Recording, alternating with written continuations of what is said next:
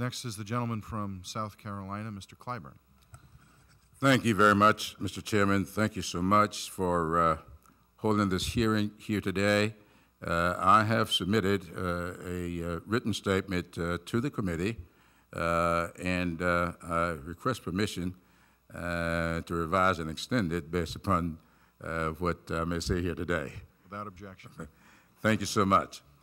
Mr. Chairman, I want to take just a few moments to talk about an issue pertaining to the budget that's very, very important to a significant number of citizens in our great country. It's a concept.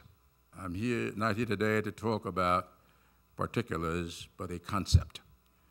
A concept that is budget neutral. I'm not here to ask that you increase funding in any category. I'm here to ask today that we tackle the issue of the widening gap between the haves and the have-nots in our society. I saw this as a very serious problem when we were putting together the Recovery Act, at which time I brought before the appropriate bodies a concept that we called a 10-20-30 concept.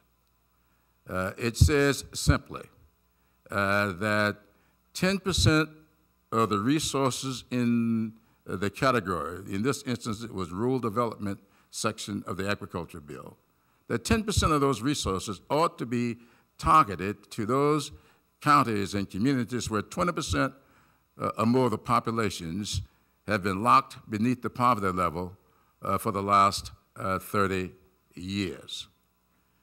Now, I have vetted this with the White House, I've vetted this with OMB, I've vetted it with some of the most well-known constitutional scholars, and they all tell me that this is a constitutional and an equitable way to deal with the issue of persistent poverty that exists in various communities across the country.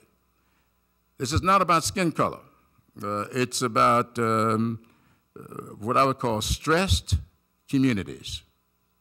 If you are in South Carolina and North Carolina, and maybe even Georgia, they would be African American communities.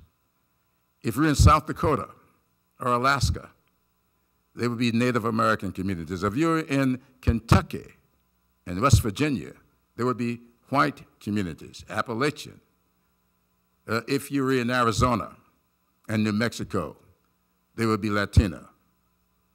So what we are discussing here has got nothing to do with targeting communities based upon skin color or ethnicity. It has to do with targeting communities based upon the persistent poverty that has existed in these communities for a long, long time. Now, we only went back in our research for 30 years, and here's what we found. We found 474 counties for the last 30 years in the United States of America where 20% or more of the populations have been beneath the poverty level for the last 30 years.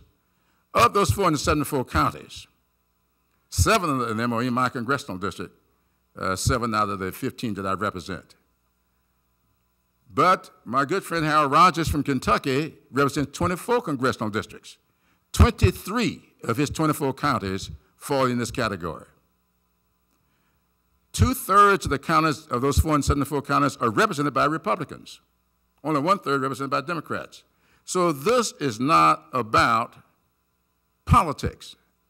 It's about people who are locked and why the gap is continuing to get wider. Because I don't think that this is by design. I think that when we put together budgets up here and we send monies over to the various departments and people apply for the money, they come in using what sophistication they have. And let me tell you what happened in Marion County, South Carolina.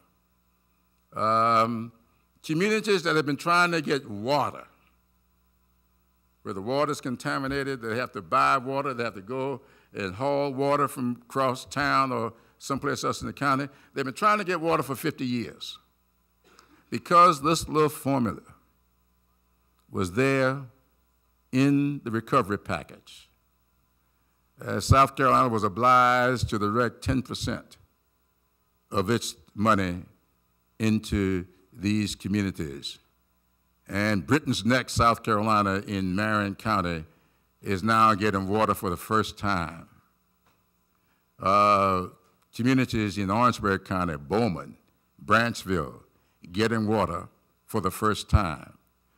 So I come today to say, Mr. Chairman, as we put this together, this budget, I would ask the committee to look into this and to see whether or not it makes sense for us to begin targeting resources where the needs really are. These people do not have the sophistication to hire, and nor do they have the resources to hire big grants writers to write their grants and compete for the money.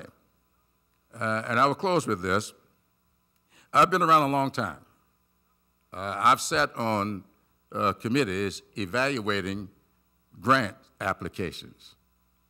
And I'll tell you, Mr. Chairman, I'm a graduate of South Carolina State College, now a university. I've sat on the panels with, on my left, for Stanford University graduates and Yale University graduates, and they're seeing these proposals written by their colleagues. My community has no chance. People tend to respond in a positive way to people they know well. And so Branchville would never have water if they had to hire a grants writer. They don't have the resources to do it. They don't have the sophistication in their communities. I do believe that we are responsible for responding to need. And I would hope that when this budget is put together, we'll take a hard look at these persistently poverty communities because they are there in the census tracts, in the enumeration districts, and they are crying out for a response from us. Thank you, Mr. Chairman, and I'll appreciate any consideration you would give my request. Thank you for your compelling testimony. I'll certainly convey your request to the members of the committee, and I thank you for your time. Thank you.